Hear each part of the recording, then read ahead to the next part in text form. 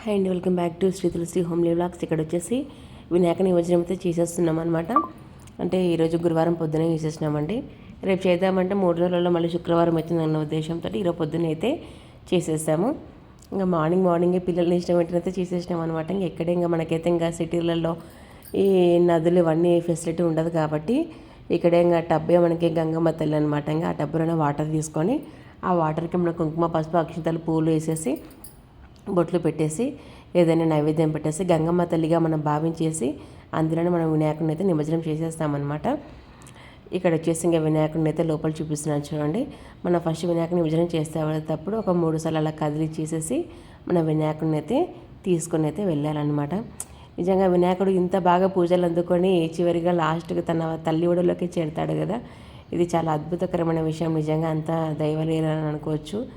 ఎన్నో నైవేద్యాలతో, ఎన్నో పిండి వంటలతో అన్నీ బాగా నైవేద్యాలు చూసుకొని సంతోషంగా గంగమ్మ తల్లి ఒడిలోకి అయితే వెళ్ళిపోతాడనమాట. సో ఒక్క రోజుకైనా 9 రోజులకైనా తను ఆఖరికి చేరాల్సిందైతే అక్కడికే అనమాట. పెద్ద పెద్ద విగ్రహాలు, వీధులలో పెట్టిన విగ్రహాలు కూడా లాస్ట్కి అయితే గంగమ్మ తల్లి ఒడికి చేరాల్సిందే. ఇక్కడ ఈ విధంగా వచ్చేసి మేమైతే బయటికి తీసుకొని వచ్చామన్నమాట. మా పిల్లలు కూడా చాలా ఖుషి అయ్యింది. జై గణేష్ మహారాజ్కి జై అంటే చేయెత్తి మరి చెప్తున్నారనమాట. ఈ విధంగా నీళ్ళలో 3 సార్లు ముంచేసి లాస్ట్కి అయితే నిమజ్జనం అయితే చేసేసేయాలన్నమాట.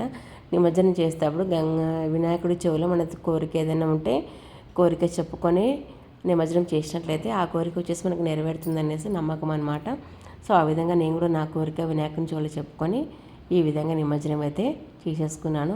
హాయిగా గంగమ్మ తల్లి ఒడిలో వినాయకుడు బాగా హ్యాపీగా ఉన్నాడు అనమాట. మీకు చూపించాలనేసి నేను పూలను ఇలా పక్కకుంటున్నాను అనమాట. చూడండి వినాయకుడు ఎంత బాగా పడుకున్నాడో. సో మెల్లిగా వినాయకుడు అయితే ఇంకా బాయ్, ఇక్కడ మా పిల్లలు కూడా బాయ్ చెప్పమంటే బాయ్ చెప్తున్నారు. ఇంకా గోవింద పెట్టమంటే కూడా గోవింద పెడుతున్నారనమాట. సో యాక్చువల్గా వాళ్ళు ఒరిజినల్ వాయిస్ పెడదాం అనుకున్నాము. ఇంకా ఫుల్ డిస్టర్బెన్స్గా ఉందని పెట్టలేదు. పిల్లలిద్దరూ గోవిందలు అయితే పెడుతున్నారు. సో ఇక్కడ ఒక వినాయకుని కన్నా కాదంటే పూజలోకి వచ్చేసినట్టు ఆటోమేటిక్గా పెట్టేస్తారు.